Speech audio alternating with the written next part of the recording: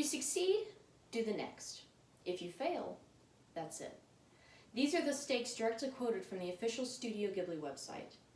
According to the website, no one believed Studio Ghibli was going to last.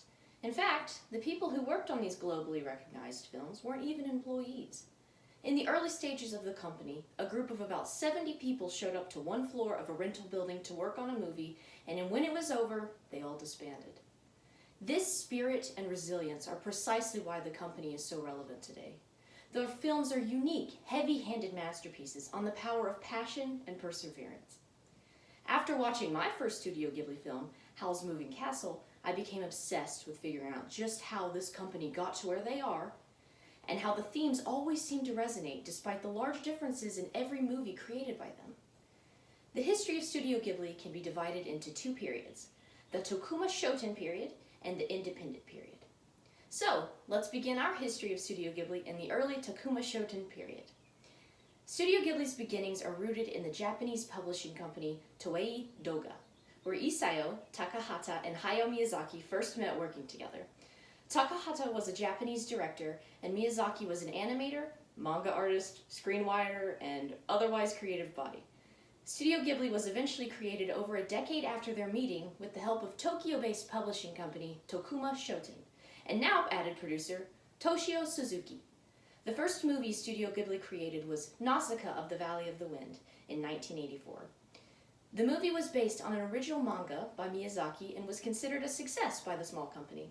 However, this was only the beginning of the road for Studio Ghibli.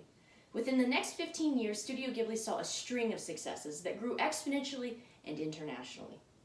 The first of these milestones was the company's first real box office hit, Kiki's Delivery Service. Studio Ghibli reports that over 2.64 million people came out to the theater to see the movie. According to MyModernNet, a website that curates articles on art, Kiki's Delivery Service became the #1 movie in Japan for the year 1989. The next big Miyazaki hit was Porco Rosso in 1992. MyModernNet here mentions that Porco Rosso topped Beauty and the Beast at the Japanese box office. Disney must have found out because in 1996 Studio Ghibli partnered with Disney to distribute their previous work along with their new movie, Princess Mononoke. Now, with distribution, reputation, and Miyazaki's secret formula, 2001 was a breakthrough year. Miyazaki's next movie, Spirited Away, was released and completely exceeded every expectation. Not only did the movie set a new box office record in Japan, but it also won the 2002 Golden Bear Award along with the 2003 Academy Award for Best Animated Feature. This cemented a newfound perspective in the public perception of the company. According to the Studio Ghibli website, the Japanese economy was poor at the time, but the successful Studio Ghibli was considered a bright spot or hope of Japan. Along with the release of Spirited Away, the Mitaka Ghibli Museum opened in October of 2001. At this point, Studio Ghibli has clearly established itself. Now, let's look at some of the effects of that in the company's independent period. Studio Ghibli became independent from Tokuma Shoten in April of 2005 and entered a new transitional era. Toshio Suzuki, the previous manager of Studio Ghibli and managing director of Tokuma Shoten, became the company's new president. The next film chosen for the studio was Tales from Earthsea.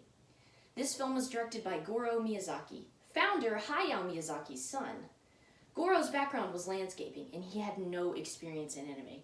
However, blood runs thicker than landscaping, or something like that, because Tales from Earthsea was the #1 Japanese box office hit in 2006. In 2008, Hayao Miyazaki then released another smash hit, Ponyo. After Ponyo, Miyazaki released an official 5-year plan to get a young new director on board. 2 years later, Arrietty the Borrower was produced by Miyazaki and debuted new director Hiromasa Yonebayashi. The following year, Goro Miyazaki directed another movie, From Up on Poppy Hill. On September 1st, 2013, Hayao Miyazaki announced that he was finally serious about retiring. In 2014, Suzuki retired from producer to general manager of Studio Ghibli.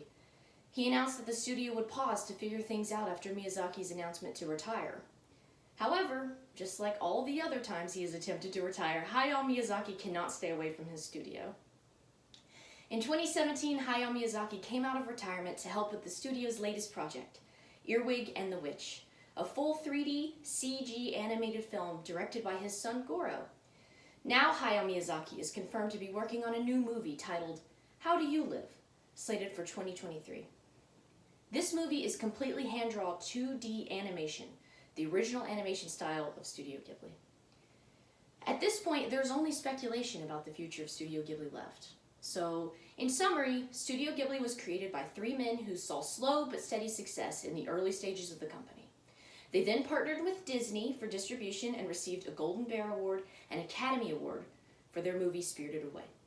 Next, Studio Ghibli became an independent company with Suzuki as president.